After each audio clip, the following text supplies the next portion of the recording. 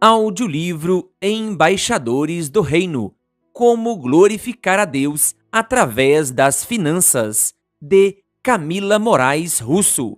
Capítulo 20. Embaixadores: Custe o que custar.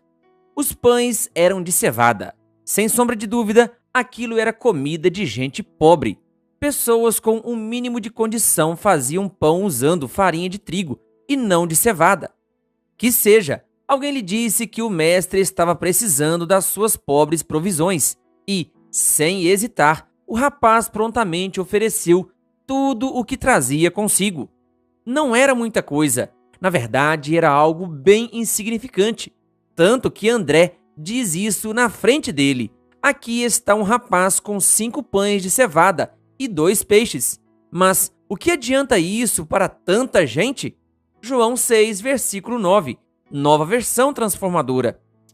Quem sabe, constrangido pelo comentário sincero do discípulo, um pensamento tenha invadido a mente do pobre moço.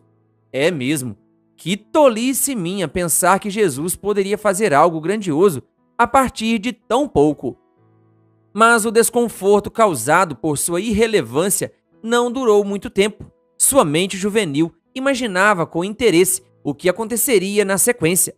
Ainda mais porque, olhando rapidamente ao seu redor, logo notou que, em meio àquela multidão, ninguém mais se apresentou além dele. E tinha muita gente. Chegou depois aos seus ouvidos a informação da contagem: 5.000 homens, sem contar mulheres e crianças. Que surpreendente! Será que entre todas aquelas pessoas ele era o único precavido? Ou o único disposto a doar? Tanto faz. O pensamento sobre o que os outros faziam ou deixavam de fazer logo se dissipou. Importava mesmo era saber o que Jesus faria. Poucos minutos antes, aqueles pães e peixes estavam guardados para quando a fome batesse, e agora Jesus os segurava em suas mãos, enquanto dava graças. Um sentimento caloroso invadiu o coração daquele jovem.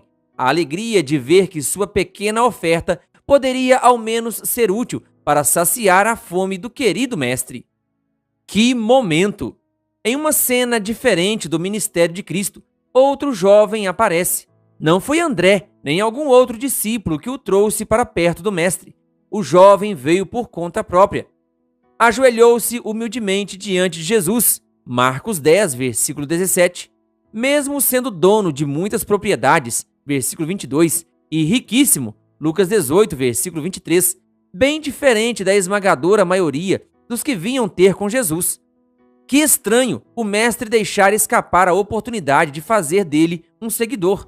Ninguém entendeu nada. Tudo parecia ir tão bem. Numa rápida entrevista, o moço disse que guardava todos os mandamentos e fazia tudo certinho desde a infância. O que mais poderia ser exigido dele? O filho do homem, que não vê como o ser humano vê. 1 Samuel 16, versículo 7. Olhando fundo nos olhos daquele jovem, disse com todo amor: está faltando somente uma coisa. Vá, venda tudo o que você tem e distribua o dinheiro entre os pobres, pois assim você terá um tesouro no céu. Depois venha e siga-me. Marcos 10, versículo 21. Que surpresa foi aquela condição para ele. Se Jesus houvesse pedido apenas 1% de toda a sua fortuna, já seria o bastante para fazer muito mais do que antes havia feito com míseros 5 pães e 2 peixes. Mas Jesus não queria 1%, nem 20%, ou 50%. Ele queria tudo. E entre doar e reter, aquele rico preferiu reter. Foi-se embora triste. 2 jovens, um pobre, outro rico. Um saiu do encontro com Cristo com um coração cheio de alegria, outro com um coração cheio de tristeza. Ambos estavam dispostos a escutar o mestre, mas somente um levou a sério o propósito de se doar completamente por sua causa. Ironicamente, aquele que dispunha de tão poucos recursos. Quero chamar sua atenção para um detalhe. O jovem rico era inteiramente obediente aos mandamentos. Marcos 10, versículo 19 e 20. Podemos concluir que ele provavelmente devolvesse o dízimo com regularidade, guardasse o sábado de pôr do sol a pôr do sol. administrasse seus negócios com absoluta honestidade, fosse bondoso e justo com seus empregados, respeitasse as leis civis e as autoridades constituídas, se portasse com honra e dignidade, tratasse a todos com gentileza. Que exemplar! Apesar de tudo isso, persistia dentro dele um desassossego, uma dúvida quanto ao que mais deveria fazer a fim de herdar a vida eterna. Sentia como se lhe faltasse algo, não sabia o que era, até Jesus revelar. O que lhe faltava era a firme disposição de seguir a Cristo, sem se importar com o que teria de deixar para trás. Abraão deixou para trás sua terra e sua parentela, Gênesis 12, versículo 1. Moisés deixou o conforto do palácio, Êxodo 2, versículo 15. Ruth deixou seu povo e sua cultura, Ruth 1, versículo 16. Davi deixou a vida pacata de pastoreio, 1 Samuel 17, versículos 14 a 15. Eliseu deixou os pais a quem era tão apegado, 1 Reis 19, versículo 20. Daniel deixou a comida saborosa que estava servida à mesa, Daniel 1, versículo 8. Neemias deixou a exuberância da capital do império, Neemias 2, versículo 5. Zaqueu deixou seu jeito ganancioso e desonesto de construir fortuna, Lucas 19, versículo 8. Todos esses são exemplos de homens e mulheres que abdicaram de algo a fim de servir a Deus por inteiro. Essa escolha, reafirmada dia a dia, certamente fez toda a diferença na vida de cada um deles. Nenhuma dessas belas histórias de desprendimento, porém, se compara ao que Cristo renunciou para vir nos salvar, Filipenses 2, versículos 6 a 8. E ele nos incentiva dizendo: eu lhes garanto que todos que deixaram casa, irmãos, irmãs, mãe, pai, filhos ou propriedades por minha causa e por causa das boas novas, receberão em troca, neste mundo, 100 vezes mais casas, irmãos, irmãs, mães, filhos e propriedades, com perseguição, e no mundo futuro terão a vida eterna. Marcos 10, versículos 29 e 30. Nova versão transformadora. Você faz ideia do que significa 100 vezes mais?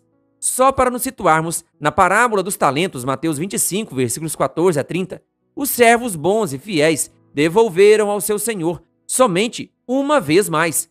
O que recebeu 2 trouxe outros 2, uma vez mais, 4 talentos ao todo. O que recebeu 5 apresentou outros 5, uma vez mais, 10 talentos ao todo. Se eles tivessem conseguido um desempenho melhor, suponhamos 2 vezes mais, o que recebeu 2 traria mais 4, 6 ao todo, e o que recebeu 5 traria mais 10, 15 ao todo. Ao dizer 100 vezes mais, Jesus estava utilizando um parâmetro de retorno que ia muito além da capacidade dos melhores negociantes daquele tempo, e de hoje também. Afinal, mesmo com uma taxa de retorno constante de 25% ao ano, seriam necessários 21 anos para multiplicar o patrimônio dessa forma.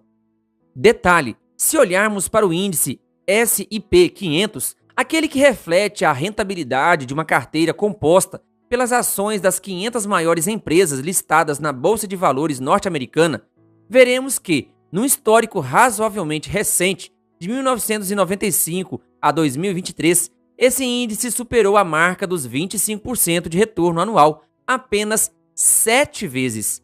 Ou seja, mesmo reunindo os gestores das empresas mais valorizadas do mundo, não conseguiríamos atingir o resultado que Cristo assegura aos seus fiéis. Já no tempo presente, Marcos 10, versículo 30, nova versão internacional. Mas tudo isso com perseguição, ressalta Jesus, pois ele sabe que o inimigo não quer que sejamos de Cristo por inteiro.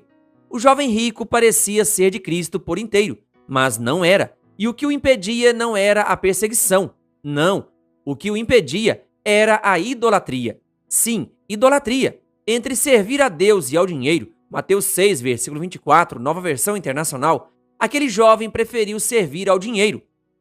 Infelizmente, muitos dos que afirmam estar guardando todos os mandamentos de Deus estão fazendo a mesma coisa, afirma Ellen G. White. Precisamos urgentemente compreender que jamais seremos inteiramente de Cristo, se nosso coração estiver dividido. Terminando de descrever a generosa recompensa reservada àqueles que deixam coisas para trás por amor à sua causa e por amor ao Evangelho, Jesus conclui: contudo, Muitos primeiros serão os últimos, e muitos últimos serão os primeiros. Marcos 10, versículo 31, Nova Versão Transformadora. Comparando o jovem pobre com o jovem rico, na visão do mundo, o rico seria o primeiro. Na visão do céu, o pobre. Não pela sua condição, mas pela sua disposição. Não pelas suas aspirações humildes, mas por estar totalmente convicto de que nenhuma conquista aqui, por melhor que seja, equipara-se à alegria de servir à causa de Cristo e se doar inteiramente por ela. A todos nós, o Senhor confia recursos, para uns mais, para outros menos. Fato é que, independentemente da quantia confiada, o propósito é igual para todos: servir aos interesses da pátria celestial. Fazemos isso quando colocamos Deus em primeiro lugar. No campo das finanças, isso significa: 1. Trabalhar com dedicação e esmero. 2. Obter nosso ganho de modo justo e honesto. 3. Consagrar fielmente a parte que Deus reivindica como sua, na forma de dízimos e ofertas. 4. Contribuir generosamente para aliviar o sofrimento do próximo em necessidade e levar adiante a pregação do Evangelho.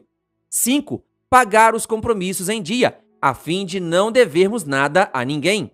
6. Poupar e investir com sabedoria, a fim de multiplicar. 7. Usufruir alegremente do que restar em nosso poder, sempre com responsabilidade.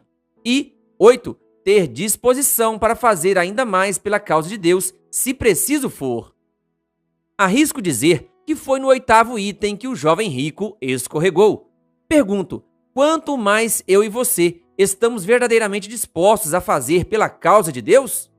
Cuidado, se a resposta for algo como "já faço muito" ou "nada além do que já faço", isso pode ser indício de que somos, de alguma forma, parecidos com o jovem rico, apegados às coisas terrenas.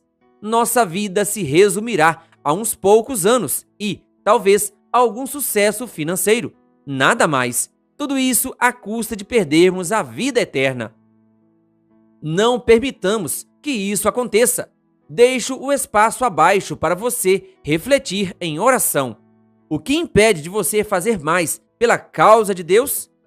Se você não tem um livro em mãos, use uma folha de papel para responder esta pergunta e, após, ore a respeito deste tema. Saiba mais, acesse o link na descrição deste áudio para mais conteúdo sobre o assunto deste capítulo. Querido ouvinte, que Deus lhe abençoe. Se você ainda não é inscrito em nosso canal, então não perca tempo. Se inscreva e ative o sininho das notificações. Canal O Bom da Bíblia, compartilhando a Palavra de Deus.